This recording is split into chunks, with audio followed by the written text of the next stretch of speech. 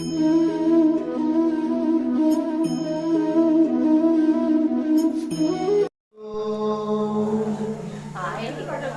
आवाज नहीं आनी चाहिए बिल्कुल खुशी खुशी।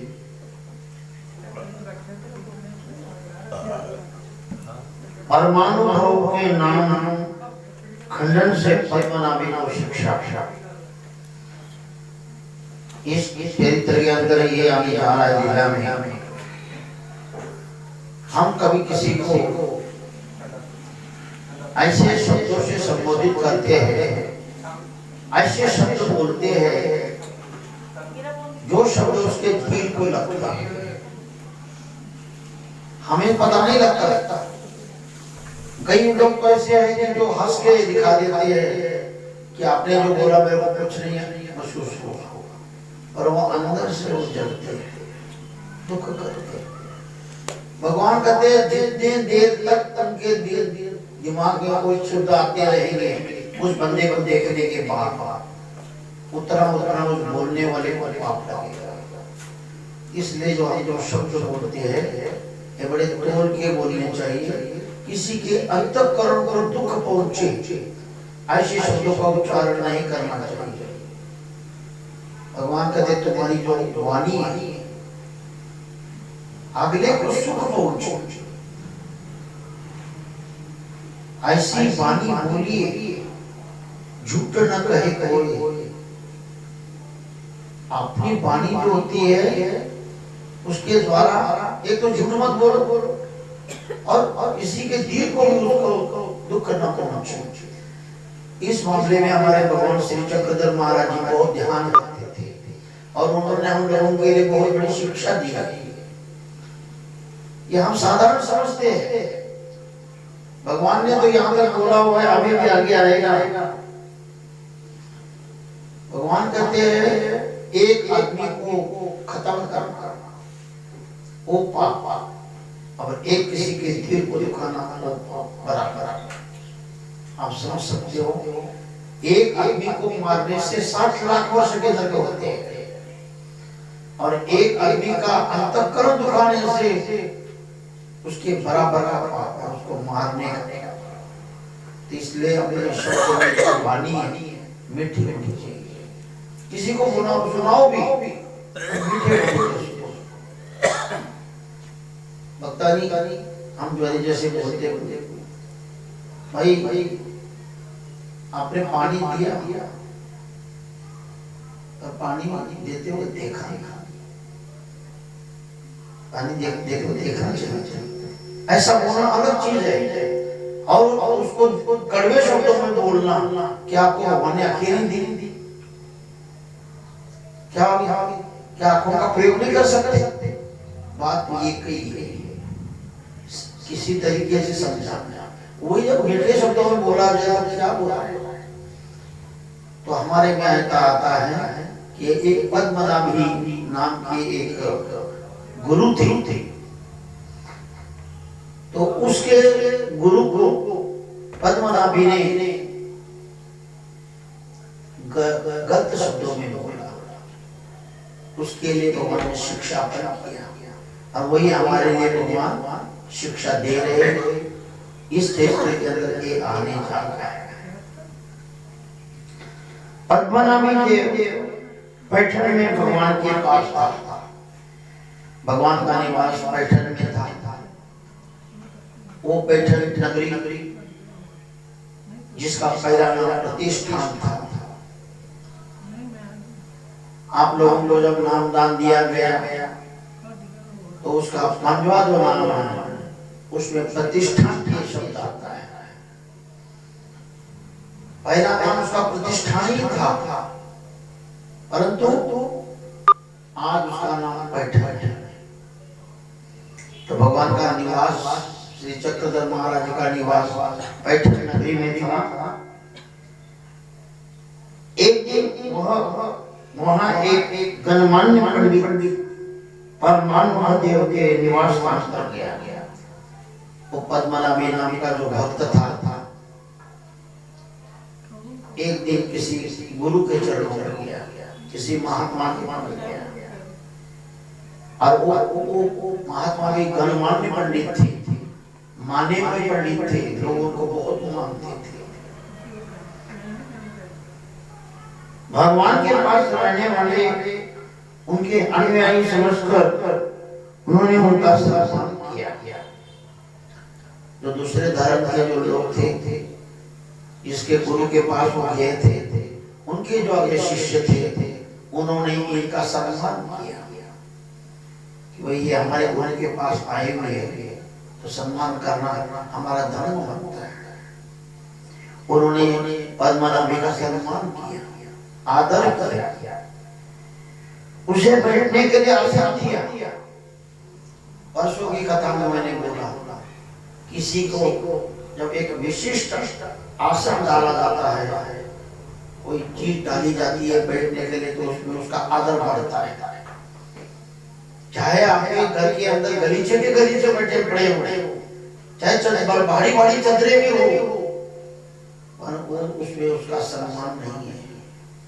उस आपके जो बिछाया हुआ है, उसके ऊपर जरूर एक अच्छी सी चादर डालनी चाहिए। तो वो अन्य धर्म के होकर भी उनके अंदर ये ज्ञान था, आए हुए जो हमारे यहाँ व्यक्ति है, उसका हमें आदर करना चाहिए। उनके लिए बैठने के लिए उन्होंने आसन दिया। वहां बैठकर पद्मनाभी देव ने उनका नाम पूछा। अब पद्मनाभी जो था उसने पूछा, क्या पूछा?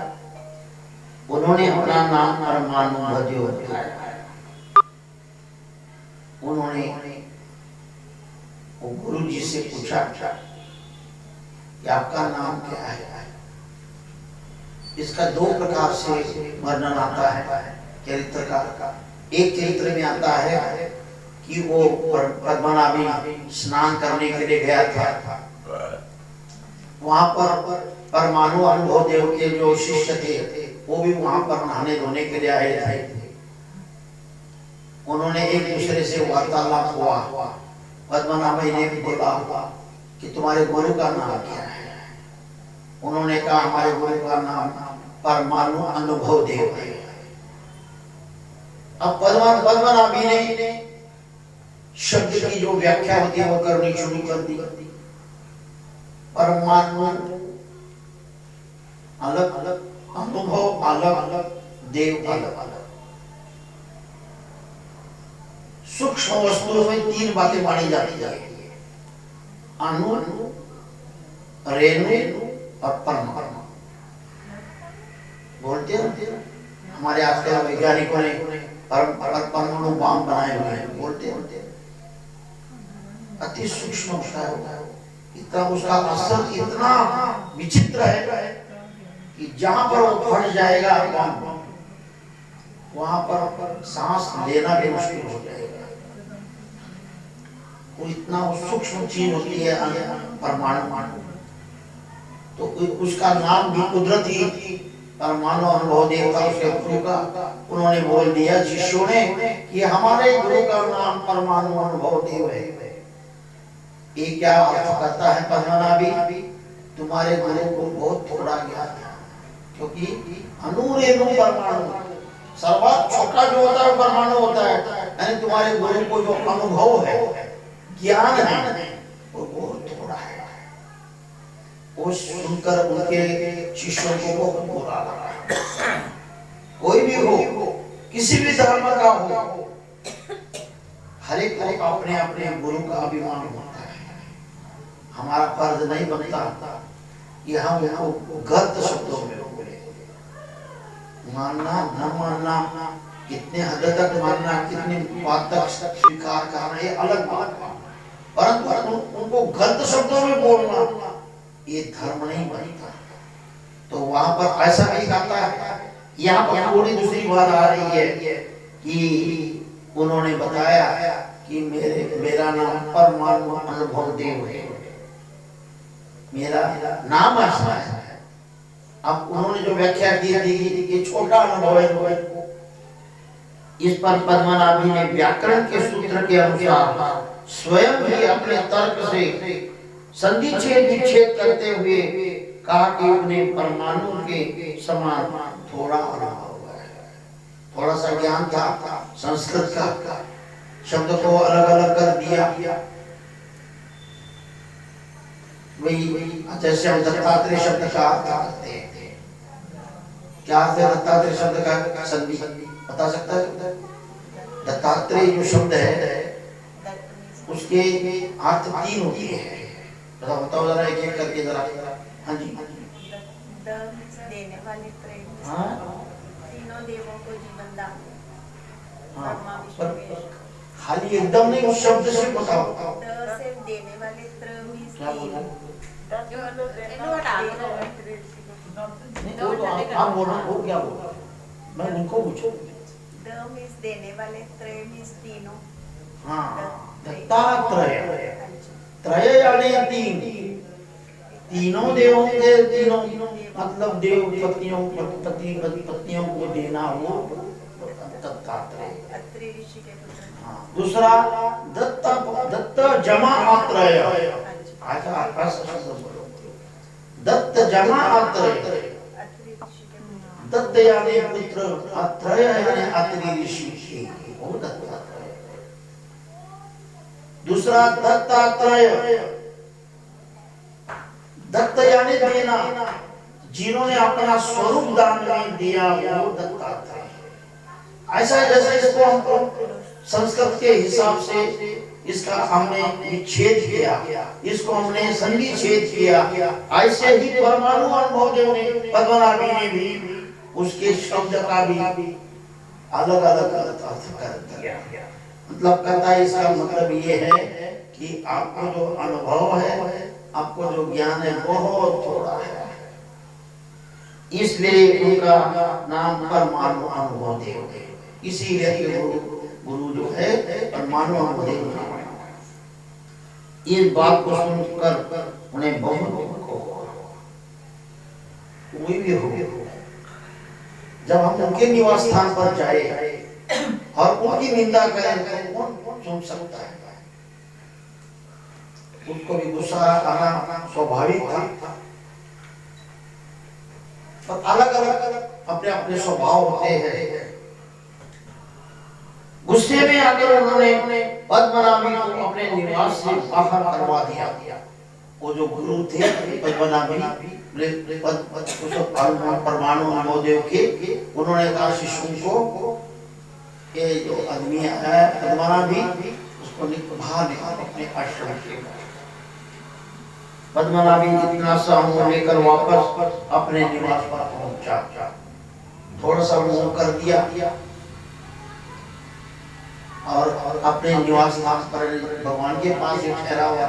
वहां भगवान ने यहाँ बैठे हुए भी इस घटना को जान लिया था। हमारे भगवान श्री चक्रधर महाराज जी अंतर्यामी है, सर्वज्ञ। तभी आप कभी कभी बोलते हैं जयकार में सर्वज्ञ श्री चक्रधर स्वामी की जय। बोलते कभी क्यों बोलते? सर्वज्ञ शब्द क्यों लगाते उनके बीच? जो जानने वाला।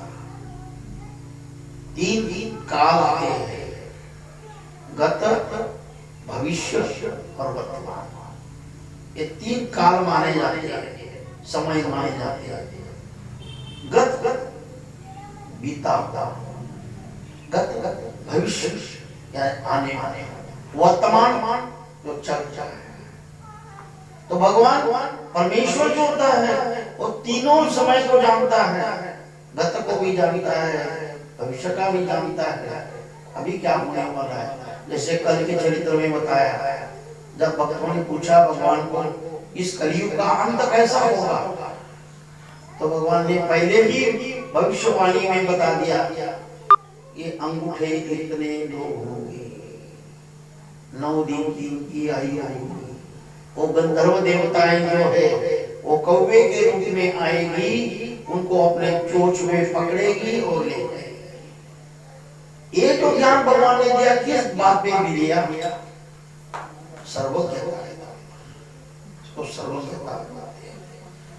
वैसे ही जैसे भगवान ने घटना घटी, पद्मनाभ जी ने ऐसे शब्द बोले और उनके परमाणु अनुभव देव को बुरा लगा, ये भगवान ने वही जान लिया बैठी सर्वज्ञता के अंदर कि परमाणु अनुभव देव ने बहुत बड़ी गलती की।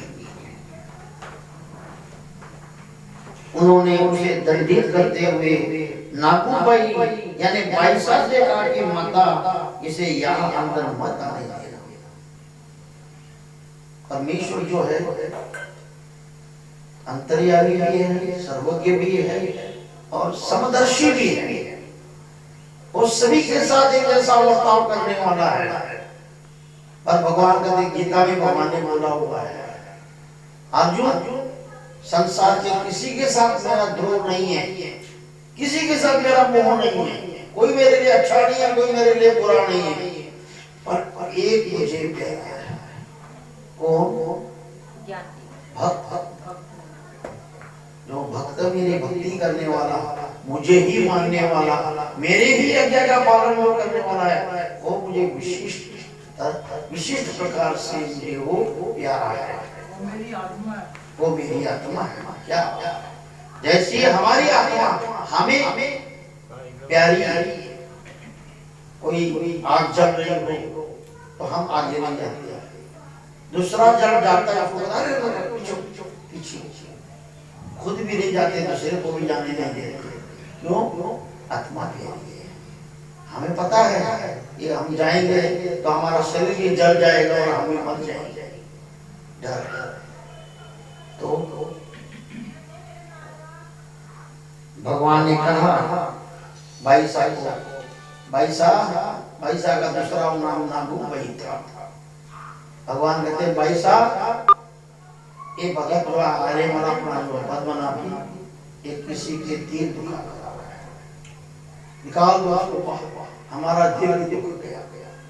उसने उनका दिल दुखाया, हमारा भी दिल दुख गया, क्योंकि हम सब जगह व्यापक है। कभी किसी प्राणी मात्र को भी कोई दुख देता है तो उसका दुख हमें भी होता है, क्योंकि हम परमेश्वर है, हम सर्वज्ञ है, हम सृष्टि के कर्ता है।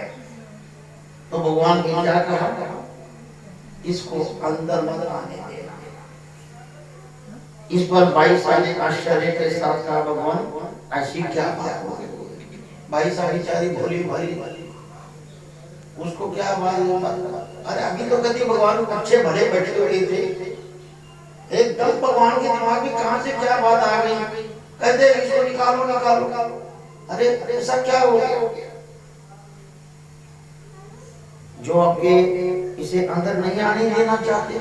भगवान आप मुझे भी बताओ, आपने मुझे आदेश दिया हुआ है कि इसको बाहर निकाल दो, तो मेरे को भी तो पता चले थोड़ा कि क्यों।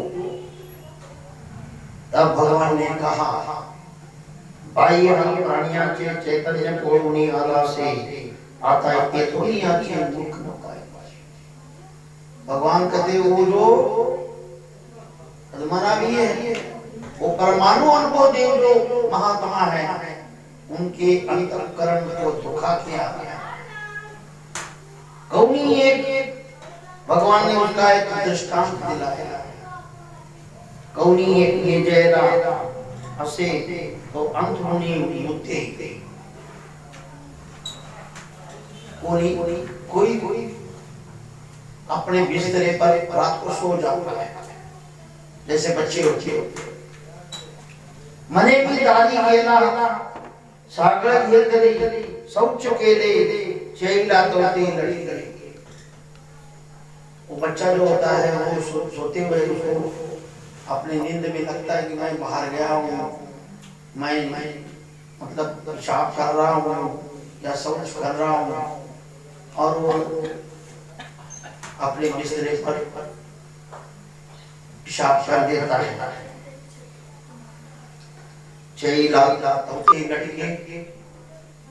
जब जागृत हो गया तो कहता है मेरे को रात को सपना पड़ा था कि मैं दरवाजे पर गया था और वहां जाकर मैं पेशाब करके आया, तो झूठा था सपना मेरा। पर एक महारानी के साथ जो बिस्तरा गीला हो चुका है, ये तो सही है, वो थोड़ा करते हैं। ते धुते लिया वीन वीन, उसका इलाज तय करिए। जब तक वो बिस्तरा धोया नहीं जाएगा तब तक वो साफ नहीं होगा। माता, ये बालक एक व्यक्ति का अंतःकरण दुखाया है। कई लोग हमें सब सवाल करते हैं कि सपनों में हम ऐसा देखते हैं कि ऐसा हो गया, वैसा हो गया, वैसा हो गया, कभी हमने सोचा भी नहीं होता ये क्या है, आखिरकार ये क्या है। तो भगवान श्री चक्रधर महाराज जी ने इसके लिए वचन बताया, ब्रह्म विद्या किया। भगवान कहते स्वप्न लटिकी, जो स्वप्न में हम देखते हैं, बोलते हैं, वो झूठ है। पर चाहते साथ जो हमें प्रतीति हो जाती है, अनुभव आ जाता है, सूचक हो जाता है, जागृत किया जाता है, वो सच है। मैं आपको इसके ऊपर एक सपना सुना। मैं माहौल में था, मैं और हमारे हंसराज हम दोनों मिलकर ऑडियो का काम कर रहे थे। बहुत पहले काम किया, फिर थोड़े दिन चला, फिर बंद पड़ा, फिर गए, फिर शुरू किया। तो एक वहां पर गधे वाले था, क्योंकि वो पहाड़ है ऊंचा, वो बड़े बड़े पत्थरों को ऊपर ले जाना पड़ता था, गट्टी को ले जाना पड़ता था, जिसको बजरी बोलते हैं। तो वो गधों के बगैर जा ही नहीं सकती थी, तो रास्ता ही ऐसा। वो जो गधे वाला था, उसने पहले काम किया हुआ था। उसने सोचा कि आगे मौका अच्छा है, इनको मैं झूठ बोल दूं कि मैंने आप लोगों से इतने पैसे लेने हैं। 8 दिन बड़े अच्छा काम करता रहा, 9वें दिन आ गया। 9वें दिन कहता मैंने काम नहीं करना। हमने कहा क्या हो गया भाई, 8 दिन बड़े अच्छे बीते, 9वें दिन तेरे को क्या भूत आ गया। कहता है तुम लोगों से मैंने 10,000 रुपए देने हैं। 10,000 रुपए वो किस बात की? कहता मैंने पहले काम जो किया था तो उससे 10,000 मेरे अभी बाकी पड़े हैं, और उसके अंदर तो 4 साल का टाइम बीत गया था। कहता मैं काम नहीं करूंगा, ना दूसरे गधे वाले को यहाँ आने दूंगा। चक्कर पड़ गया। हम दोनों सुबह उठकर निकल जाते थे, सुबह 8, साढ़े 8, 9 बजे निकल जाते थे डब्बा लेकर। वहां पर रोटी जल्दी बनती थी, बाबा जी ने व्यवस्था की थी हम कि भाई इनको रोटी दिया, और डब्बे में डालकर हम ले जाते थे वहां पर। उधर बैठकर खाते थे, पानी पीते थे, शाम को आते थे। हमने कहा क्या आज कैसा दिन निकला हंसराज जी, आज कैसा दिन निकला। मैं एक कहता मैं ना मैंने काम करा ना किसी को करने देना, ये तो बहुत बड़ा मुश्किल है। दोनों ही नाराज होकर वापस आए, बहुत नाराज हो गए दोनों ही। एक तो ऐसे हालात में रहना और ऊपर से ऐसा काम। फिर भगवान जी की घोड़ियां जैसे जैसे रोटी खाई रोते हुए तो लेकर गए थे, और रात को सो दुख करते हुए रोते हुए, ये प्रभु तेरे दरबार में हम आए हुए और हमारी क्या है। ऐसे सोचते सोचते हम दोनों सो गए। सुबह प्रातः काल 3 बजे मेरे को सूचक हो गया। मुझे ऐसा लगा कि कोई आदमी मुझे धक्का मारना,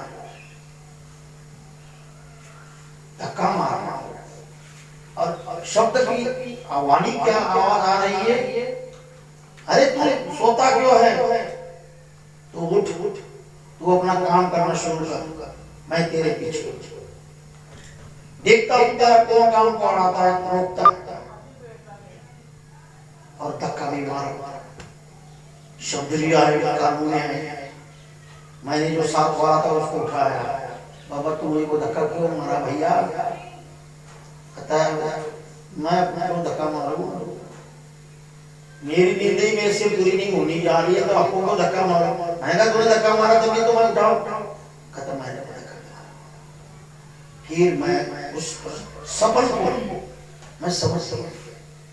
मैं कहा हो ना हो, ये भगवान की तरफ से मुझे इशारा आ चुका है कि तूने डरने की जरूरत नहीं है, काम तेरा होगा, जरूर काम होगा तेरा।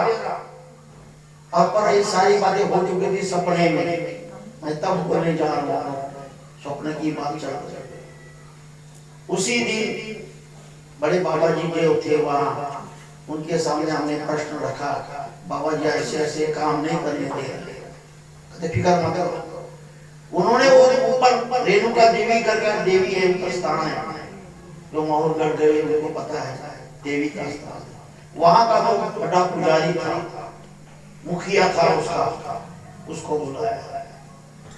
उन्होंने कहा ये देखो एक गधे वाला जो है ऐसे ऐसे रुकावट हो रहा है। वो आया, उसने उसको भेजा, ये बंदे को बुला कर गधे वाले उसको निकलना।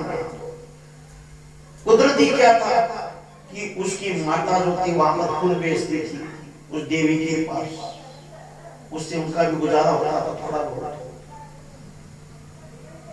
तो उसने उसको पुजारी को जानता था कि उस जगह पे काम करता था। उसने नाम सुन करके आगे आकर के खड़ा हो गया। हम भी बैठे हुए, बाबा जी बैठे और वो भी बैठा बैठा पुजारी बड़े बड़े हाथ जोड़ा, हाँ जी क्या गया है, आपने मुझे क्यों बुलाया? वो पुजारी जी बोलते हैं तुमने इनके काम को क्यों रोका? रोका क्यों? कहता है मेरे पास 5-10 हजार रुपए लेने हैं। कहते आज ये काम बंद पड़े हुए कितने साल हो गए? 2 साल हो गए, 3 साल हो गए। तो 3 साल तक सोता रहा। तूने कभी मेरे पास आया बोलने के लिए कि मैंने इनसे इतने पैसे लेने हैं, या इस बड़े बाबा जी के पास आया था? नहीं आया। क्यों नहीं आया? इसका मतलब तू झूठा है, तेरे अंदर पाप है। इतना मुझे तो जवाब दे, काम करना कि नहीं करना? तू नहीं करना तो मत कर, दूसरे को दे, दूसरा करेगा। यदि तूने उसको भी नहीं करने देना तो तू यहाँ से निकल जा। हमारे माहौरगढ़ में भी तूने नहीं रहना। हाथ जोड़ के दंडोता डाल के माफिया, ये ऐसा नहीं होगा। पैसे मुझे मिले चाहे ना मिले, मैं कल से काम शुरू करूंगा। ये होती है प्रचिति, ये होता है सच्चा सपना। खाली सपने तो खूब पड़ते हैं दुनिया में। कभी हम ये सपने में देखते हैं मुझे शेर ने खा लिया, कभी देखते हैं शेर मेरे पीछे लगा हुआ है, कभी देखते हैं हम पहाड़ से गिर रहे हैं। ये सब जो है मानसिक और वाचिक कर्मों का होता है। जो हमने अधूरे कर्म किए हुए उनका एक फल हम सपनों में भोगते हैं। कर्म करते हैं, कोई मन में लाते हैं, वाचा से बोलते हैं और कर्म छोड़ देते हैं, वो सारा वो सपनों में भोगाया है। जो अनुभव आ जाता है वो सच है। जो अनुभव आ गया, जैसे उन्होंने कहा कि उसको लगा कि मैं दरवाजे पर गया और पेशाब किया, वो झूठ था। वो सपने में देखना झूठ था, और जो बिस्तरा गिला हो गया वो सच है। जो अनुभव में आ जाए, जो ऐसे सपने होते हैं वो 2-3 दिन के अंदर अंदर अपना अनुभव दिखा देती है। सच हो गया, उसको देरी नहीं लगती। और वो आते हैं 3 और 6 बजे के बीच, पूरी रात भर नहीं आते, सुबह सुबह उसको सूचक होता है। अब थोड़ा हो रहा है, वो लंबा नहीं होता। मैं यहाँ से गया, मैंने यहाँ से रिक्शा पकड़ना था, मुझे रिक्शा ही नहीं मिली, बड़ी मुश्किल से रिक्शा मिल गई, मैं वहाँ पहुँचा। फिर वहाँ पर मुझे बस मिलने में देरी हो गई। फिर देर में जैसे तैसे बस मिली, उसमें भी जगह नहीं थी। मैं खड़ा हो गया, खड़े खड़े जब वहाँ चला गया, फिर वहाँ गया, फिर आया। ऐसे लंबे सपने नहीं होते, जो सूचक होते हैं थोड़े में। मेरे को क्या आया, उठ सोया खोया, मैं तेरे पीछे हूँ, मैं तेरे पीछे के पीछे खड़ा हूँ, तेरा काम बनेगा, उठ। बस खत्म, और कुछ नहीं जो आवाज नहीं। ये होती है शब्द। हमारे गुरुजी थे, उनको मरने के 8 दिन पहले सपना आया कि मुझे जहाज लेने के लिए आना है। 8 दिन के बाद दिन भी बताया गया, टाइम भी बताया गया उनको। 8 दिन के बाद जहाज आएगा लेने के लिए। गुरुजी समझ मेरे को आने वाले समय मेरे 8 दिन ही मेरे रह चुके हैं। जिस दिन सपना पड़ा, सूचक हुआ, उसके दूसरे दिन सभी हमारे को बुलाया बाबा जी। उस वक्त मेरी उम्र 7-8 साल की हुई, जितना है हमारे वंश हुए, इतने हमने बुलाया गया। भाइयों को भाइयों की तरफ बिठाया गया, महात्मा को महात्मा की तरफ बिठाया गया। और बाबा जी बोलते सभी से मैं प्रसन्न हूं। किसी से मैंने दिल दिखाया होगा, अंतःकरण दिखाया होगा, रोना शुरू कर दिया बाबा जी ने। सभी ने रोना शुरू कर दिया। बाबा जी रो रहे तो रो रहे, पर क्या हुआ बाबा जी, ऐसा क्यों बोल रहे हो, क्यों रो रहे हो, क्यों प्रसन्न बोल रहे हो? प्रसन्न तो हमने बोलना है आपके आगे, आप हमारे आगे कैसे बोल रहे हो? बाबा जी बोलते मैं 8 दिन का मेहमान हूँ तुम लोगों का। 8 के दिन के बाद मेरे को जाना है। वार भी बताया, समय भी बताया। 8वां दिन निकला। दिल की धड़कनें जो थी उनके वो तेज होने लगी। डॉक्टरों को बुलाया गया, सारा कुछ चेकअप किया डॉक्टरों ने। डॉक्टर कहते सब ठीक चलता है, कोई डरने वाली बात नहीं है। डॉक्टर बोल कर चला गया और प्राण चला गया। ये होती है सब। नहीं तो क्या है, बेकार के सब इस दुनिया के पकड़े हमने। मैं उस गांव में गया हूँ, फंस गया हूँ, गुफा में फंस गया हूँ, मकान के ऊपर से गिर रहा हूँ, पौड़ियों में गिर रहा हूँ, मेरे पीछे कोई लगा हुआ है, सब बेकार। ये सब मानसिक वाचिक कर्म जो होते हैं हमारे किए हुए, उनको भुगतान वो करते हैं हम सपनों को। सूचक हो वो अच्छा है, और अनुभव आएगा 2-3 दिनों में। बाबा जी को अनुभव आया, 8 दिन का उन्होंने बता दिया, 8 दिन के बाद मैंने आपको लेना, और 8वें दिन चले सच्चाई में खाली सपना। तो सूचक हो वो तो उसमें तो ज्ञान देगा, तो बात क्या है। तो भगवान क्या बोलते हैं, माता ये बालक एक व्यक्ति का अंतःकरण दुखाता है। इसने से कड़वे शब्द बोले कि उसका दिल दुख गया है। शब्द हमारे जब हम बोलते हैं, हमारे शब्दों की रचना जो है ऐसी होनी चाहिए कि उसको अच्छा ऐसी वाणी बोलिए मन का अपाक होए और को शीतल करे, आप शीतल होते। हमारा वाणी इतनी पवित्र होनी चाहिए, बड़प्पन आना चाहिए शब्दों में। ऐसी पूजा कर रहे हैं, देखो अकल नहीं है तो सिर पे कपड़ा रखना नहीं है, तो बोलती जा रही है, पीछे देखती ही नहीं है, कितने बार में देर को बोली जा रही है। क्या है बात वही बोली थी, वही माता है चला थोड़ा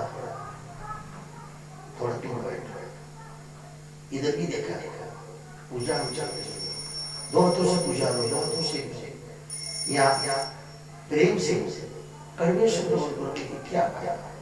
और हमारे आदतें पड़ी है, हम जीवों को आदतें पड़ी है, हम 2 जन्मों की कहाँ जाती है, वाणी में वही आता है। और एक बात भगवान ने बोली है, बुरा मत मानना। भगवान के जो वचन है झूठे नहीं हो सकते, अनुभव की बातें शब्द है। भगवान कहते आदमी के जो पेट में होता है वही मुंह में आता है। क्या शब्द है भगवान, क्या इशारा है। जो पेट में होगा ना, अंतःकरण जो वो गुरमुख रगड़ रहा होगा, मरोड़ आते होंगे शब्दों के, वो बाहर आ जाएगा मुख के बाद। और उसको बदलो, चाहे मरोड़ भी आ जाए शब्दों के पहले ही, तो उन मरोड़ों को बदलो।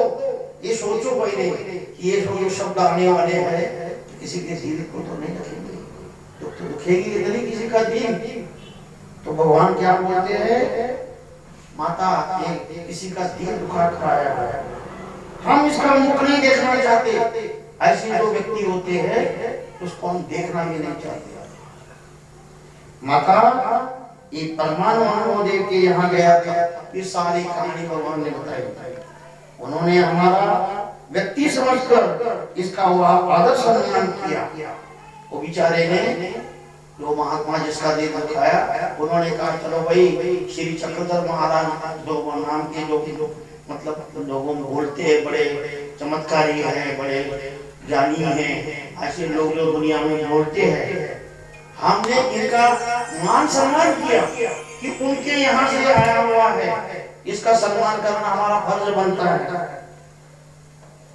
इसलिए उनके नाम का संधि विच्छेद कर कर ये उनका परमाणु के समान छोटा सा अनुभव है। उन्होंने हमें बड़ा समझकर इसका सम्मान किया और इसने उसके दिल को दुखाया। क्रोध में आकर उन्होंने उसे अपने निवास से बाहर निकाल दिया। वो बेचारे का दिल दुखा, उन्होंने इसको कहा कि इसको बाहर निकाल दो। और क्या करता, अब इसे हम यहाँ अंदर नहीं आने देंगे, हम इसको दंड देंगे, निकलो यहाँ नहीं आने। आप दरवाजा बंद करो, भगवान के दरवाजे को बंद करो ताकि ये पद्मनाभी अंदर ना आए। ये सुनकर पद्मनाभी देव दुख करने लगे। फिर पता लगा, फिर परमाणु पद्मनाभी को अपने आप में आने लगा कि मैं बहुत गलत कर दिया। ये जीवात्मा क्या है, बोल देता है परंतु ये नहीं बोलता, समझता ये शब्द जो होते हैं बाण ये समझता। बाण एक बार निकल गया वो दोबारा बाण वापस नहीं आएगा, निकल गया। ऐसा शब्द भी होता है जो कि मुंह से निकलेगा वो गया, फिर बाद में उसके लिए माफिया मांगते रहो, बार बार बोलते रहो, दुख करते रहो, तो फायदा। पहले सोचो, चलो फिर भी हो जाता है गलती से, फिर उसकी माफी है, फिर उसके लिए प्रशोभ है, उसे पश्चाताप होने लगा, दुख होने लगा अपने आप। और ऐसा हमें भी होना चाहिए। यदि हमसे किसी का दिल दुख जाता है तो हमें भी ऐसा दुख होना चाहिए कि मेरे मैंने लोगों को गलत शब्द से बोले, उनका अंतःकरण दुख किया। भगवान ने पुनः बाईसा से कहा, भाई या करते धारा, भगवान कहते इसको निकाल दो यहाँ। या के शब्द यतिजा काली पड़ती तरी ऐसी महा अनिष्ट होई। ये जो बोलेगा यहाँ पर उसका शब्द भी हमारे कानों तक भी आएगा, इतना बड़ी अनिष्ट उसको लगेगा, इतना महान पाप लगेगा, इसको आगे उन महान पापों को फेरने के लिए खत्म करने की जगह ही नहीं मिलेगी। माता इसे यहाँ से दूर भेज दो, इसको निकाल दिया। इसके शब्द हमारे कानों में नहीं पड़ने चाहिए, अन्यथा इसका बहुत नुकसान हो जाएगा। ये हमारी बात को नहीं मानेगा, अनिष्ट हो जाएगा। भाई साहब ने बाहर जाकर देखा तो पद्मनाभी वहां दुखी होकर रो रहा था। तो भाई साहब क्या देखते हैं कि पद्मनाभी देव जो वार्तालाप हो रहा था भगवान का और पद्मनाभी का, हमारा भाई साहब का, वो वार्तालाप सारा उसके कानों में आया था। उसको लगा, पता लग चुका था कि मैं जो करके आया हूँ उससे भगवान जी का भी दिल दुख गया, उसका तो दुखाई दिया और भगवान का भी दिल दुखा दिया।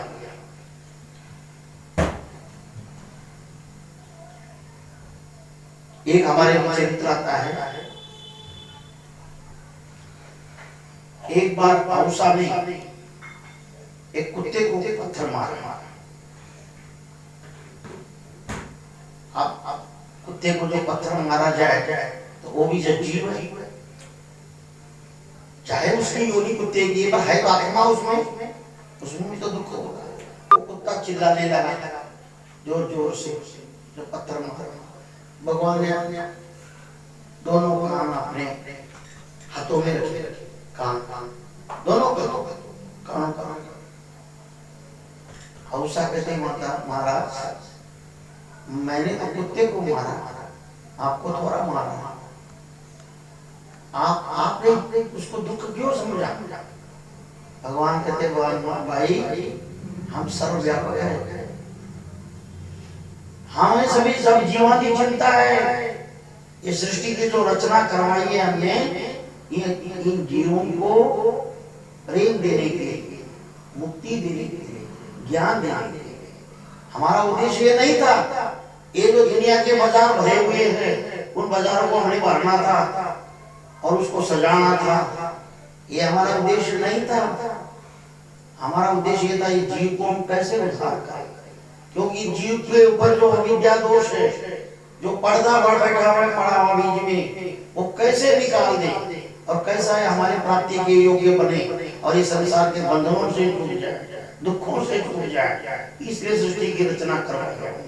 हमें कोई ये तमाशे देखने के लिए सृष्टि की रचना नहीं करवाई। लोग जो मर्जी समझे, लोग अपना अपना अर्थ निकालते हैं, कहते जब भगवान ने पैदा ही किया हुआ है तो किसके लिए किया? हमारे लिए किया।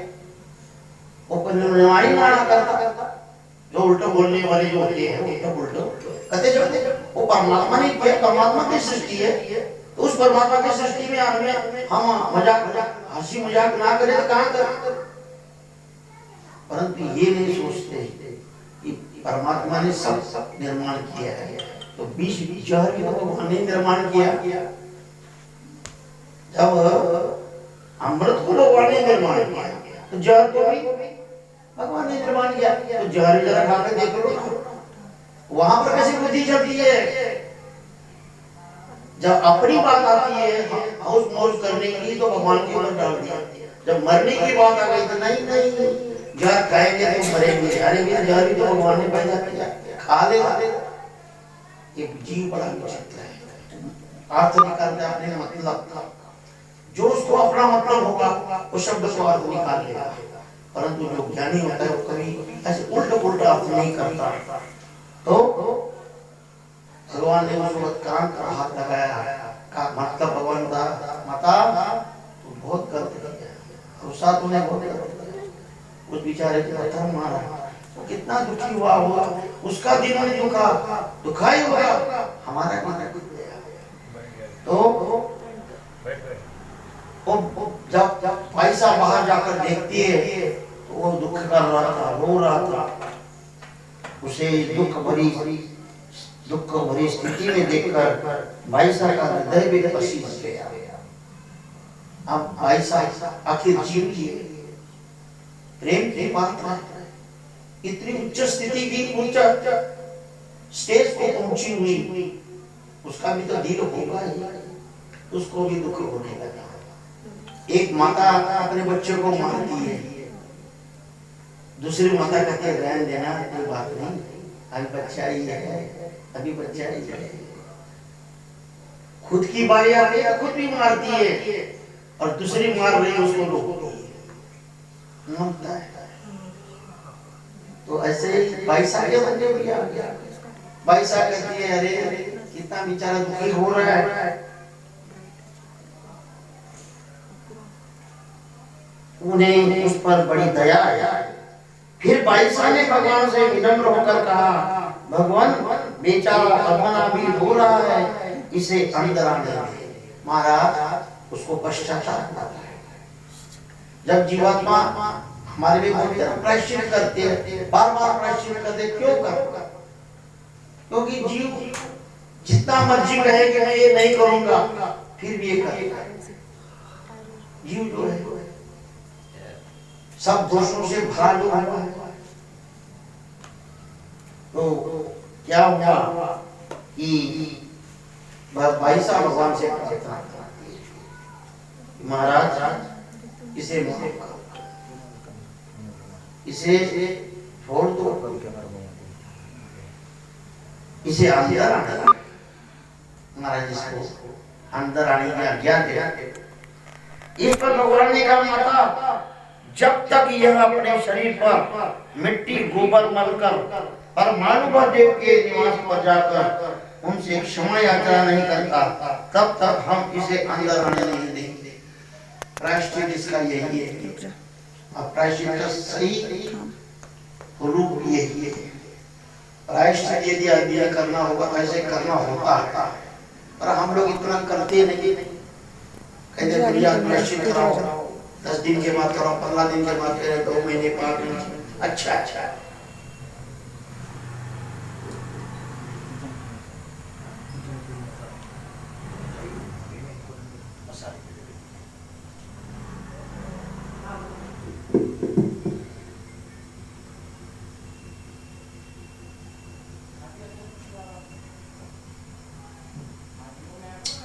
भगवान कहते हैं इसको अपने सारे शरीर पर मट्टी और गोबर मिला पूरे शरीर पर लगाए और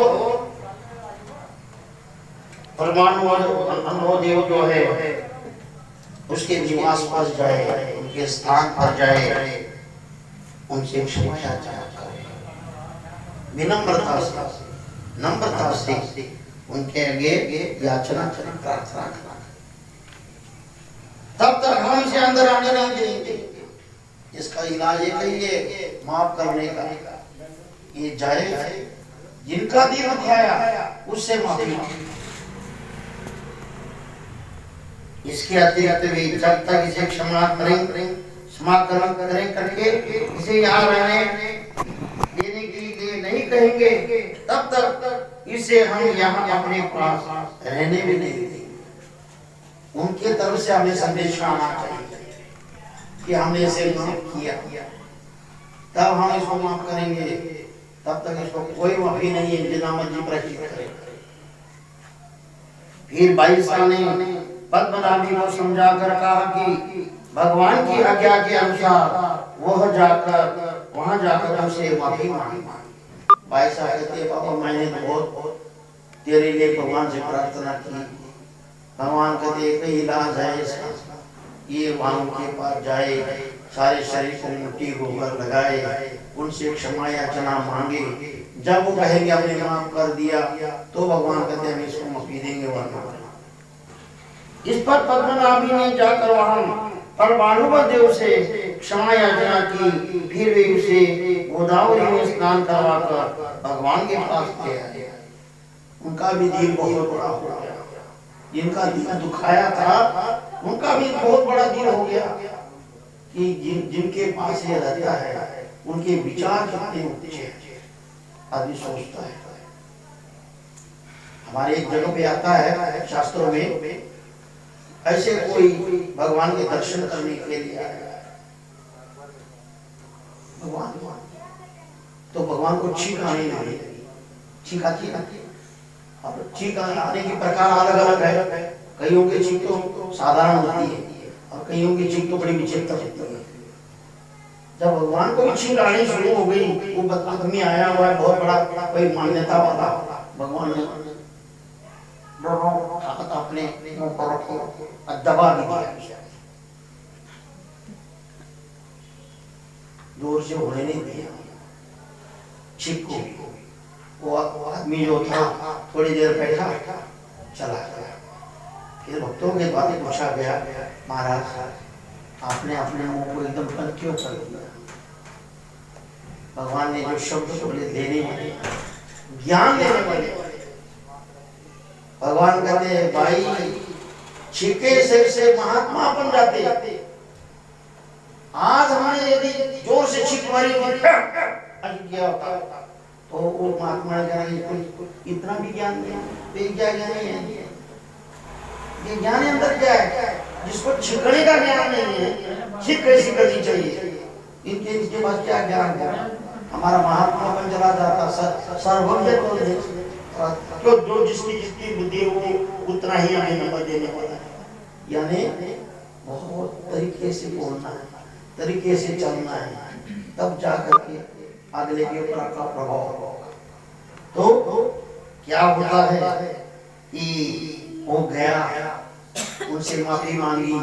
फिर वो जो पद्मनाभी जो गुरु थे परमाणु अनुभव, वो उसे लेकर गोदावरी नदी पर गए, खुद भी स्नान किया, इसको भी करवाया और भगवान के पास ले आए। खुद गुरु जी जिनका दिखाया था, और उसने कहा कि वे उसे अपने पास रहने की अनुमति दें। भगवान से अनुमति प्रार्थना करने लगे कि महाराज मैंने इसे माफ कर दिया, आपके विचार बहुत ऊंचे हैं। भगवान की परवाह ना करते, उसने भगवान का क्या बिगाड़ना था? 2 मिनट के लिए हम सोचे तो उसने भगवान का क्या बिगाड़ना था उस महात्मा ने? नहीं, भगवान का ऐसा नहीं होना चाहिए। जिससे अपने धर्म को कोई धक्का पहुंचे ऐसा काम करना नहीं चाहिए। दोष के भागी नहीं होना चाहिए, पर हम सोचते नहीं, हम मानते नहीं। उन्होंने प्रार्थना की भगवान को, महाराज माफी दो। ये मैं अनुरोध करता हूँ, मैं आपसे प्रार्थना करता हूँ। वो गुरु बोल रहा है। इस पर भगवान ने कहा कि हम आपके कहने पर इसे यहाँ रहने की आज्ञा दे रहे हैं। तुम यदि ना बोलते, तुम इसे माफी ना देते, हमने इसको माफ नहीं करना था। फिर भगवान ने पद्मनाभ से कहा कि ऐसी बात फिर कभी मत करना, और फिर भगवान ने उसको सचेत भी किया कि इसके आगे ऐसा काम ना करना, किसी का दिल दुखे ऐसा काम ना करना, हम माफी बिल्कुल नहीं देंगे, तुम्हारा प्रायश्चित हम स्वीकार नहीं करेंगे। तो इसका भावार्थ भी बड़ा दिया हुआ है, उसको कल के कथा में देखेंगे। अब हमारा जो चरित्रों के साथ साथ थोड़ा पूजा अवसर भी चल रहा है, उसको भी लेते हैं थोड़ा।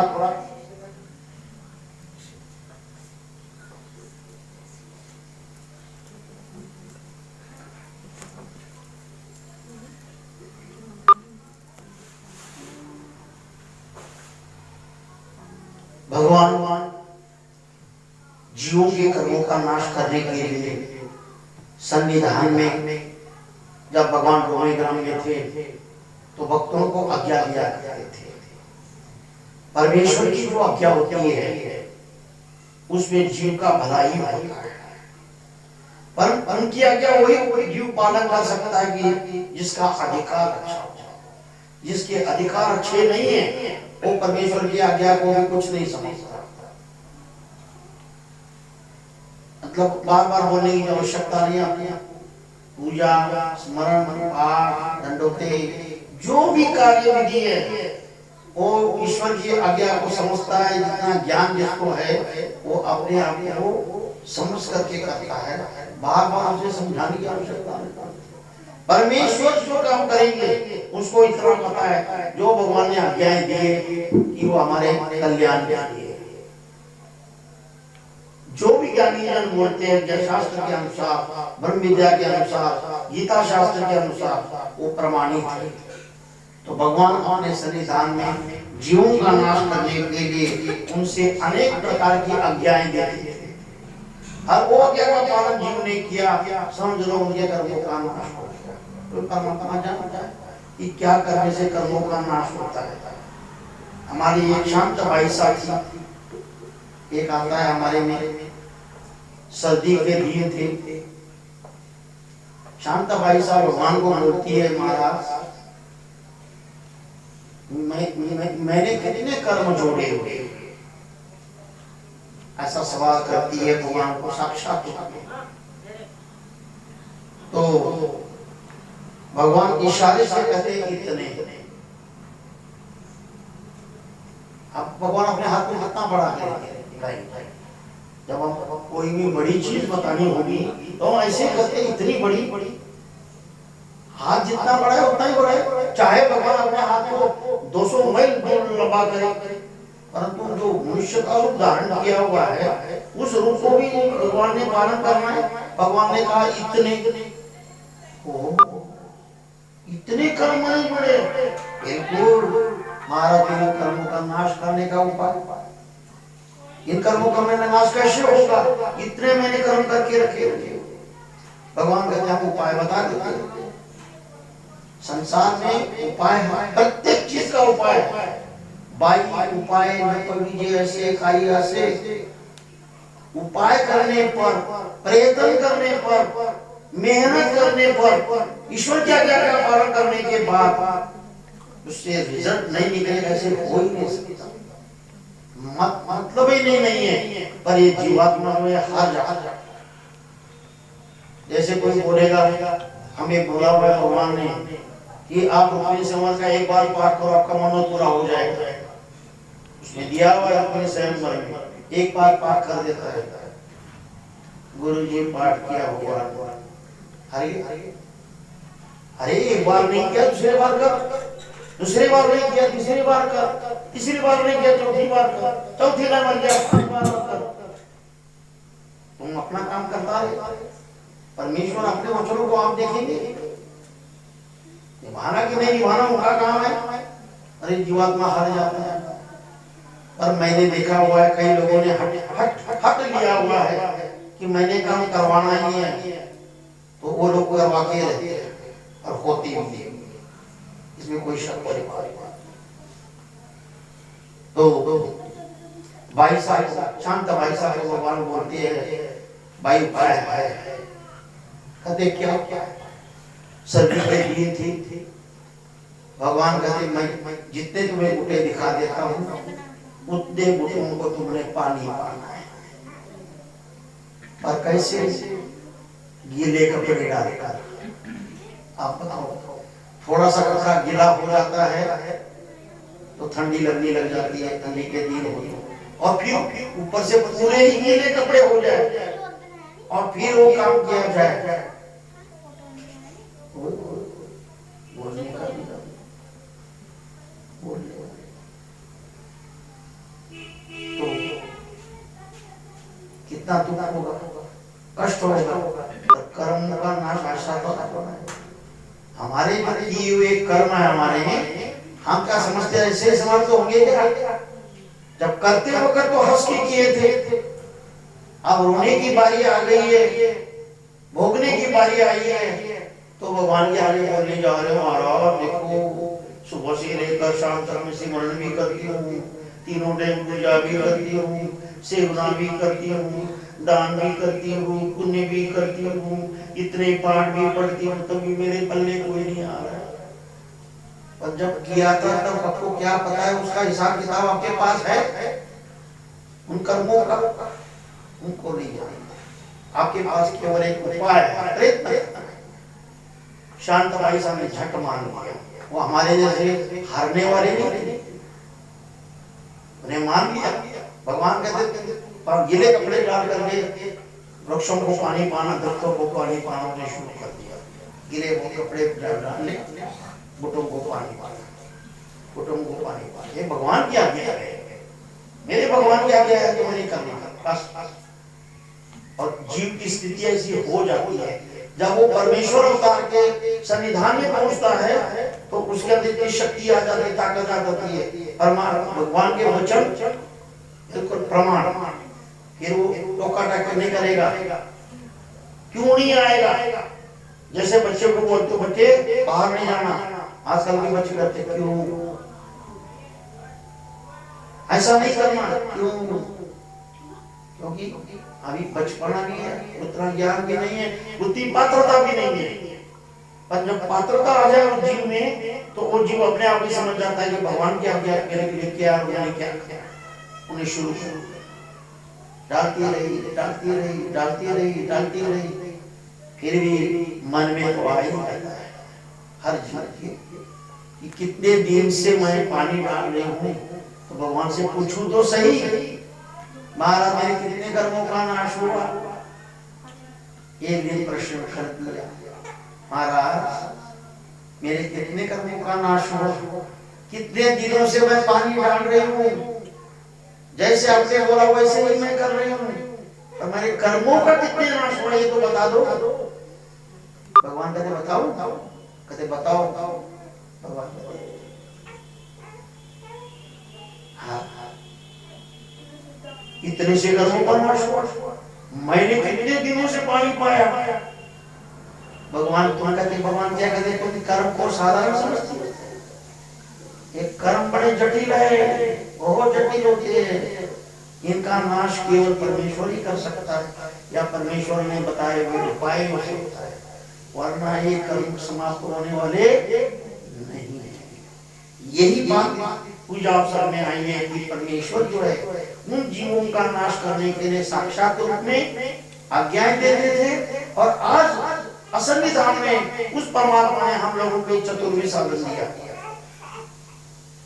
भगवान कहते हैं 4 साधनों की इतनी सेवा करो, इतनी सेवा करो, ऐसे समझो साक्षात परमेश्वर ही है। ये 4 साधन मेरे लिए इतनी जो सेवा होगी, स्थान प्रसाद भिक्षुक स्थानों की सेवा, अपने आप को समर्पित कर दो, खत्म कर दो, पर मेरे स्थान जिंदे रहने चाहिए, मेरे प्रसाद मेरे को मिलते रहने चाहिए, मेरे महात्मा लोग मुझे मिलते रहने चाहिए, और मेरे भगत लोग मुझे मिलने चाहिए, इनकी मेरे से सेवा होनी चाहिए, क्योंकि मेरे ईश्वर जितनी इनकी सेवा होगी उतना ही वो परमेश्वर तुम लोगों के और हम लोगों के नजदीक आएगा, अपने आप नजदीक आएगा। क्यों? भगवान ने अभिमान दिया हुआ है। तो क्या हुआ कि भगवान ने अपने जीवों को आज्ञाएं देते रहे। श्री चक्रधर महाराज जी सन्निधान में या एक करवे नास्ति तो खूब होए, तो भगवान जब उनसे व्यापार करवाते थे, भक्तों से दौड़ाते थे, तैरने को बोलते थे, आपस में लड़ने को बोलते थे, गड्ढों को बुझाने के लिए बोलते थे, तो उतने देर तक गर्मी हो जाती थी। सूरज होता 12 बजे का, जैसे सूरज आता है गर्मी ज्यादा फैलती है, तो उससे गर्मी शुरू हो जाती है। गोसावी प्रदेशी स्वेदाचे बिंदु बिंदु ऐसे पसीना जो होता है, गर्मी के दिन भी है, ऊपर से धूप भी है, भगवान की इधर मत्थे के ऊपर वो पसीना जो था वो बिंदु के रूप में दिखाई देता था। ते मोतियाचे कण ऐसे निर्मित, देखने वाले को ऐसे लगता था जैसे भगवान के मत्थे के ऊपर पसीने के बिंदु नहीं है, कोई मोती। गोसावी काम परित्यजति, भगवान पान खाते थे। हम कहते थे कि पान खाना साधारण बोलते हैं, पान खाना ये आदत अच्छी तो नहीं, देखा जाए। और भगवान क्यों खाते थे? हम जीवों को भला कराने, हम जीवों का भला करने के लिए, जो बेचारा गरीब होगा वो कुछ नहीं दे पाने वाला, कम से कम भगवान को एक पान का बीड़ा तो देगा, कम से कम सुपारी के 2 टुकड़े ही देगा। इससे गरीब और क्या हो सकता है? और 800 साल पहले की बात, उस वक्त सुपारी कितनी सस्ती होगी, पान पत्ते कितने सस्ते होंगे, चूना कितना सस्ता होगा 800 साल पहले। मैंने अपने खुद अपने हाथों से बाजारों से, जब मैं बाजार में जाता था तो 25 पैसे के 100 पान के पत्ते लाए थे, 25 पैसे से 100 पान। हमने अपने जिंदगी में देखा, तो भगवान के टाइम का जो टाइम होगा 800 साल पहले का, तब कितनी सस्ताई होगी। तो भगवान हर जीव का सोचते हैं, हर जीव का भला सोचते हैं कि इस जीव को कुछ न कुछ क्रिया घटे।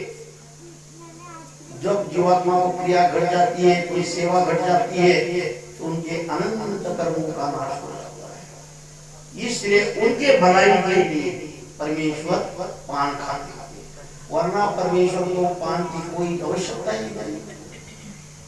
वो तो परमानंद है। परमेश्वर को क्या बोलते हैं? परम आनंद, जिसके आनंद के अंदर आनंद ही आनंद भरा हुआ, दुख का नाम नहीं। और उसमें उनको पान से क्या कमी आनी थी? पान न खाने से।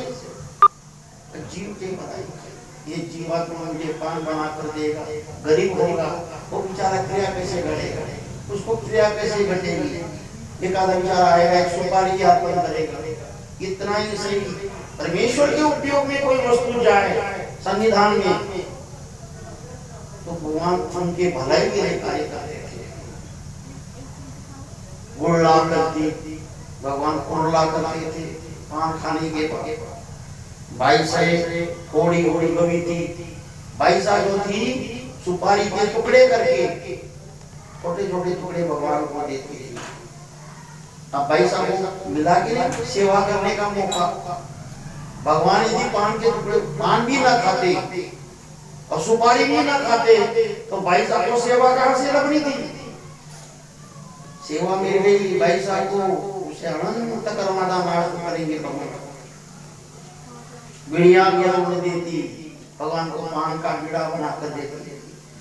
तांबूल से दे भक्त जना प्रसाद वाटी, जो भगवान पान का तो मतलब चबाकर जो उसको बसता था तो सभी को बांटती थी प्रसाद। अब हम कहेंगे कि अपना झूठा भगवान क्यों देते थे। झूठा खाना इसके लिए भी आदमी के अंदर बहुत बड़ा त्याग होना चाहिए। झूठा खाना कोई साधारण बात नहीं है। खुद मैं अपनी बात बोलता हूँ, कभी बोलता हूँ। मेरा भाई था जब हम छोटे थे, वो जान के मेरे साथ लड़ाई करता था। खाते खाते अपनी थाली के एक आधी गाय मेरे गले में डाल, और मैं था मैंने कहा इसमें एक गाय मेरे में भाई भाई अब नहीं खाऊंगा। साधारण बात नहीं किसी का झूठा खाना। बहुत कम लोग होते हैं किसी का झूठा खाते हैं, परंतु परमेश्वर का झूठा खाना उसके लिए कितनी योग्यता चाहिए। हमारे में आता है श्री गोविंद प्रभु महाराज जी रुद्रपुर के अंदर जब खेत पीड़ा करने के लिए जाया करते थे तो भक्तजन उनको पालकी में बिठा कर ले जाते थे। जहां भी उन्हें क्रीड़ा करनी होती थी, लीला करनी होती थी, तो कभी किसी भगत भक्तानी की बारी होती थी, वो उस मठ को मंदिर को संभालने की, आश्रम को संभालने की बारी होती थी। जैसे हम जाते हैं ना बाहर तो हम कहते भाई जी जरा ध्यान रखना। हम किसी को भगतानी कर बोलते किसी भी ज्यादा साथ देना, आपने भी भाई जी अकेले। तो भगवान भी अपना जो निवास स्थान था उसको 22 साल किसी न किसी की ड्यूटी लगाते थे कि भाई आपने पीछे ध्यान देना। तो गोविंद प्रभु बाबा जी की लोग ले जाते थे। एक बार क्या हुआ, साधानंद की माता थी, तो उसके मन में आया देखो ये भक्तजन कितने भाग्यशाली है, भगवान के साथ जाएंगे, भगवान का झूठा प्रसाद खाएंगे, पान का प्रसाद खाएंगे, सुपारी का प्रसाद खाएंगे। मैं तो अभागा पापी, मेरे को भगवान का झूठा प्रसाद नहीं मिलेगा। ये ड्यूटी भी मेरी भगवान ने दी हुई ड्यूटी है, सेवा है, पर वो भी दुख मन में कि वो तो नहीं मिलेगा मेरे को। एक दिन गोविंद प्रभु बाबा जी के मन में आ गया कि मेरी साधा तड़प इसके मन में आ रहा है कि गोविंद प्रभु बाबा जी का प्रसाद मुझे नहीं मिलता। गोविंद प्रभु बाबा जी ने पान को जो तांबूल था एक दिन खाते खाते उसका जो बस्ता है वो लुको के रख दिया, किसी को दिया ही नहीं। जब आए वापस निवास स्थान पर भगवान ने वो निकाला और साधा खाया। एक दिन सुपारी का टुकड़ा भगवान ने रखा लुको करके, और वो टुकड़ा निकाल के भगवान साधा को बोलते साधा कितना मन उसका प्रसन्न हुआ उस साधा। देखो भगवान के हमारे हम चाहते हैं कि भगवान समझता नहीं, भगवान सब समझता है। आदमी आदमी को समझता है, आदमी आदमी के भाव को समझता है। वो तो परमात्मा दुनिया का मालिक है, वो क्या नहीं भगवान जानते हैं, पर कमियां हम लोगों में है। हमारे कर्म जो है ना इतने जटिल है कि पूछो, बहुत जटिल कर्म है। कर्म ऐसे काले जैसे काली शाही, किसी ने भजन बनाया था। कर्म जो हमारे इतने काले हैं जैसे काली शाही होती है, ऐसे हमारे कर्म जटिल है, पर हम समझते नहीं बातों को। वो परमेश्वर जानता है। तो भगवान अपने पान का बीड़ा जो था कभी कभी रखते थे, भाई साहब उस पान के बीड़े को सभी को बांट कर देते थे। मरिया से दयाकार ने भाई से तांबो पालवे पालोनी ढेरी थी।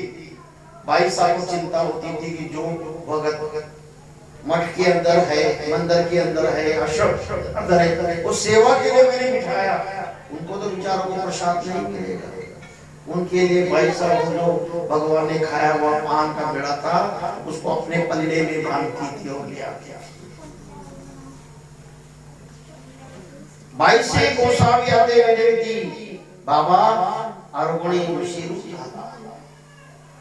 अब सेवा को आओ, जिसके अंदर सेवा की जिम्मेदारी हो उसका जिम्मेदारी बनती है कि ध्यान दें। सेवा की जिम्मेदारी है तो ध्यान देना चाहिए।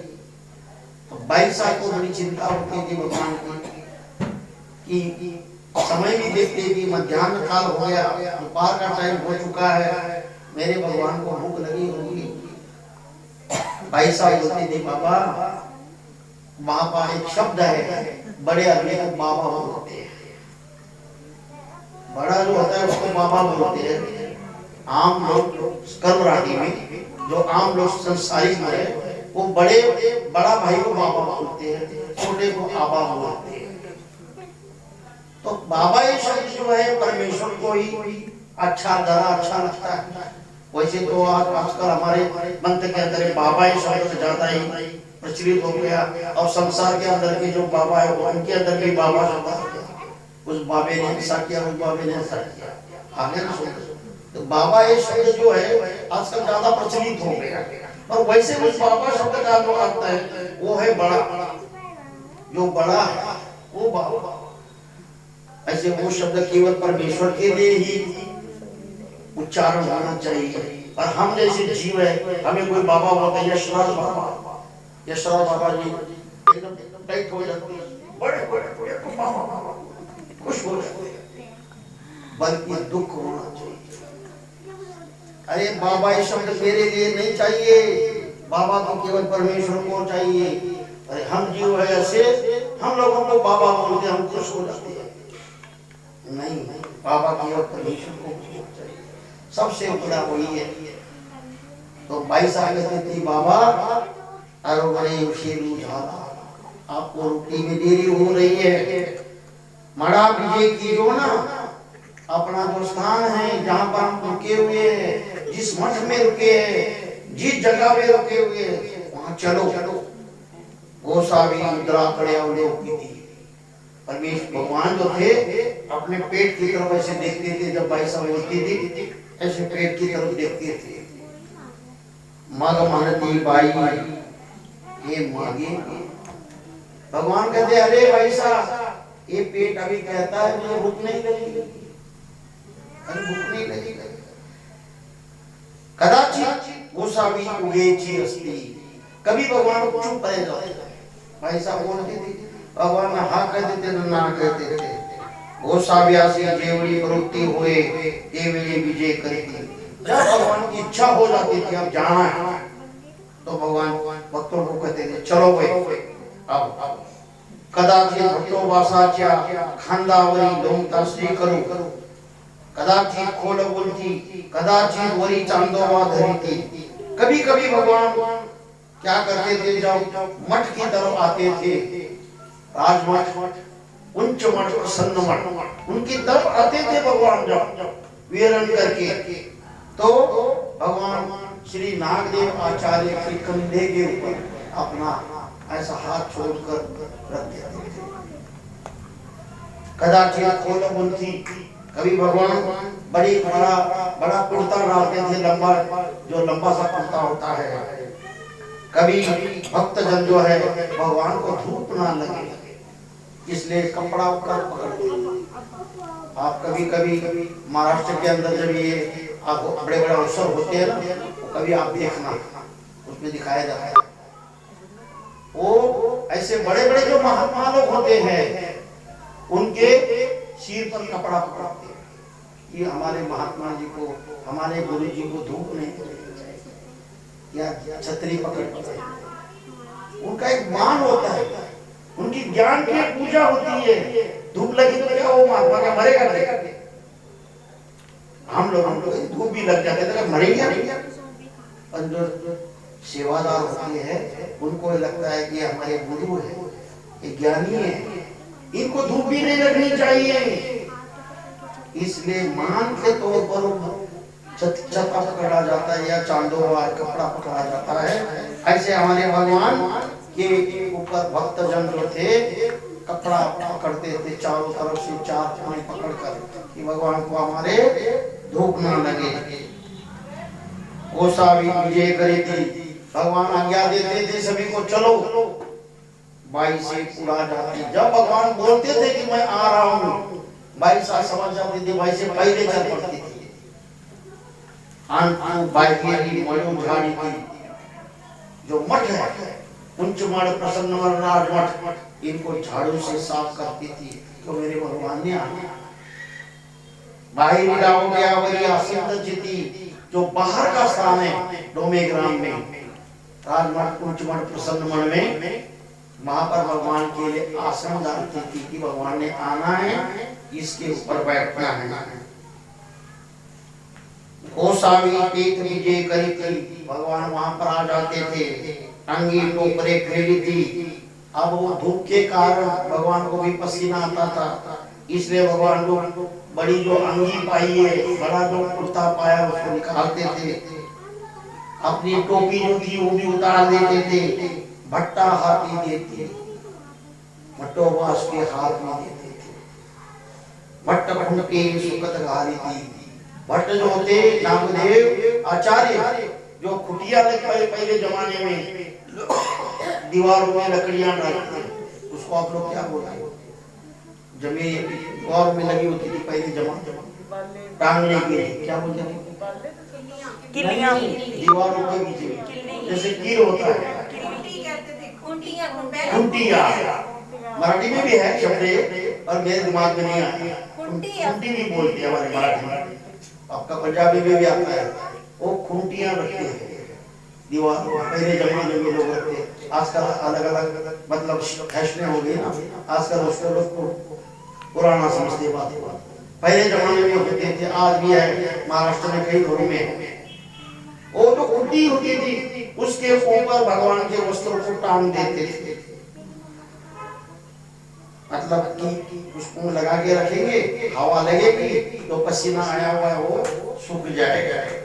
घोषा व्यासे लोकता श्री चरनियों के अवरी आसन से भगवान अपने दोनों पांवों को नीचे छोड़कर उस पोते पर बैठते थे। 22 से कृष्णोदकाची अंतोली पाल मांडे घेउनी येती, जो सेवादार होता है, जिसका ईश्वर के साथ प्रेम होता है, साधन के साथ प्रेम होता है, वो केवल मौका ही देखता है कि मुझे कहां सेवा मिले, बताने की जरूरत नहीं पड़ती, बताने के बाद करना वो भी सेवा की नहीं, ऐसे नहीं, पर अपने आप ही समझदारी से करना वो ज्यादा महत्व रखता है। तो बाईसा जानती थी कि भगवान आप इतने दूर से चलकर आए हुए हैं, भगवान के पांव पर मिट्टी पड़ी होगी, तो बाईसा पहले ही गर्म पानी करके रखते रहते, एक पालमांडे यानी घाघर, 22 से श्री चरणों रक्षाली थी, 22 भगवान के श्री चरणों को धोती थी।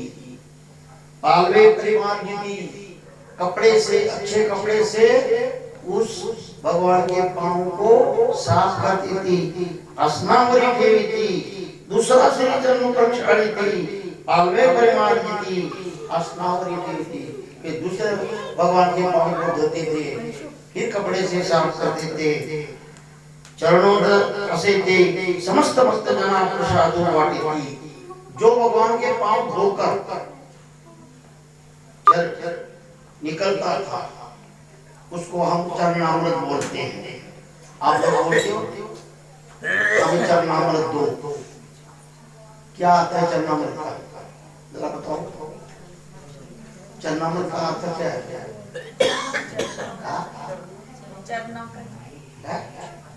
परमेश्वर के श्री चरणों का जो जल होता है उसको जो परमेश्वर के श्री चरणों से धोने के बाद निकलता है, चरणोदक, चरण उदक, चरणों से निकला हुआ, चरण यानी चरणोदक, चरणों से जो निकलता है, यानी जैसे हम भगवान के आगे उपहार के लिए रखते हैं या भगवान को स्नान डालते हैं, वो जहाँ चरण लगे हुए भगवान, उन चरणों से निकला हुआ जो जल, वो चरणोदक, उदक यानी पानी, चरणोदक, जो भगवान के पांव धोकर निकलता था पानी, वो भाई साहब सभी भक्तजनों को बांट देती थी, तुम भी लो, तुम भी लो, तुम भी लो। माँ बोलते उष्णोदक भाई से उष्णोदकाची पाल मांडे आनी थी, माँ गोसाविया से कुरला हुए, पहले पांव धोती थी, फिर गर्म पानी से भगवान को कुरला किया जाता था। क्यों? महाराष्ट्र के अंदर रिवाज है, वो 12 महीने गर्म पानी का प्रयोग करते हैं। अब थोड़ा कम हो गया, पहले जमाने में हमने देखा होगा, जब हम छोटे छोटे होते थे ना, चाहे सर्दी के दिन हो जाए गर्मी के दिन हो, हमारे उन्होंने गर्म पानी से स्नान डाला। इधर पंजाब का रिवाज तो अलग है, बहुत कम लोग गर्म पानी से स्नान करते हैं, परंतु उस देश का जो रिवाज है कि 12 महीने गर्म पानी, चाहे कुरला भी करना है, मुंह धोना तब भी गर्म पानी, पाँव धोने तब भी गर्म पानी, उस देश का रिवाज है। पर अब धीरे धीरे घटता जा रहा है, क्यों? आदमी आलसी होता जा रहा है। कौन घर के लोग कहते हैं परिवार के नहीं कि पानी के लिए गर्म कौन करेगा, कोई बात नहीं, बोलो उधर टूटी से दो, आलसी होते जा रहे हैं। और पहले जमाने में लोग ध्यान रखते थे, तो वैसा जो थी भगवान का मुख धोने के लिए भी पानी गर्म करवाया करती थी, श्री कर प्रक्षालन करती, भगवान के हाथ धोती थी, श्री मुख प्रक्षालन करती थी, भगवान का मुख बाई से गोसाव्या से करी सपूत दाटना उड़गवी थी। बाई साहब भगवान के हाथ में अच्छा सा वस्त्र, जो वस्त्र होता है धोया साफ, वो भगवान को देती थी। तेने श्री मुख परिमार्जिती, भगवान उस वस्त्र से अपने मुख को क्या साफ करते थे। भाई से गोसाव्या से विड़ा उड़गवी थी, भगवान का तो सारे दिन भर यही काम चलता था। फिर भाई साहब भगवान के लिए, अभी तो उधर भांग का विड़ा दिया था, अभी तो यहाँ आए हुए कितना टाइम हुआ होगा, घंटा दिया, 1.5 घंटा 2 घंटे बीते होंगे। फिर भाई साहब भगवान के लिए भांग का विड़ा दिया, गोसाव्या से पुष्ट होती, भाई से उपहार निवचवी थी, भगवान के लिए उपहार यानी भोग। महाराष्ट्र के अंदर जब जाओगे आप, तो आपको ये नहीं बोला जाएगा भक्तों, भक्तानी जी, भगत जी भोग ले आओ, ये नहीं बोलेंगे। अब थोड़ा थोड़ा रिवाज होने लगा, उधर का शब्द है उपहार, चला भगवान के लिए उपहार लेकर आओ। आप लोगे क्या है, क्या किया जा रहा है, उपहार क्या क्या, उपहार यानी भोग, उनका अपना शब्द। भगवान के लिए जो भोग लाया जाता है उसको उपहार बोला जाता है। तो आप लोग काफी समझ चुके हैं, यहाँ पर कई लोगों को अभी भी पता नहीं है, पर ये ध्यान रख लो, उपहार का मतलब भोग। बाई से क्या करती थी, उपहारों निपजवी थी, भगवान के लिए भोजन की थाली तैयार करती थी। देवी जी पूजा अवसर हुए, उसी समय भगवान के पूजा अवसर आगे जो होता था उसकी भी तैयारी होती थी। आपको पूजा अवसर कैसे होता था उसका वर्णन कल की कथा में सुनेंगे। आपकी कथा, आज की कथा यही समाप्त होती है। दंड